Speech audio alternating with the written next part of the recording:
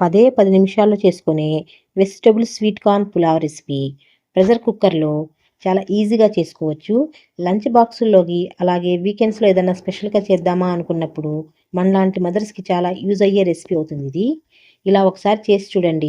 అందరికీ నచ్చేస్తుంది. అంత బావుంటుంది. దీంతో పాటుగా రైతా లేదంటే పన్నీర్ కర్రీ ఉంటే ఇంక మీ ఇంట్లో వాళ్ళు 100కి 100 మార్కులేస్తారు. ఇప్పుడు సీజన్‌లో దొరికే స్వీట్ కార్న్ వేసి, మీ దగ్గర ఏం వెజిటబుల్స్ ఉంటే అవన్నీ వేసి, ఇలా ఒకసారి చేస్తే అంత స్పైసీగా ఉండదు. మైల్డ్‌గా ఉంటుంది. చాలా అరోమాటిక్‌గా కూడా ఉంటుంది. అయితే ఈ పులావ్ రెసిపీ కోసం స్వీట్ కార్న్‌ని ఇలా ఒలిచి తీసుకోవాలి. మీ దగ్గర ఏం వెజిటబుల్స్ ఉంటే అవన్నీ వేసుకోవచ్చు. ఇక్కడ నేను బంగాళదుంప, క్యారెట్, క్యాప్సికమ్, కొన్ని పన్నీర్ ముక్కలుంటే తీసుకున్నాను. ముందుగా స్టవ్ పై కుక్కర్ పెట్టుకొని 2 స్పూన్స్ ఆయిల్ వేసుకొని షాజీరా, లవంగాలు, దాల్చిన చెక్క వేసి అందులోనే కట్ చేసుకున్న ఉల్లిపాయలు, పచ్చిమిర్చి వేసి ఈ విధంగా గోల్డెన్ కలర్ వచ్చేదాకా ఫ్రై చేసుకోవాలి.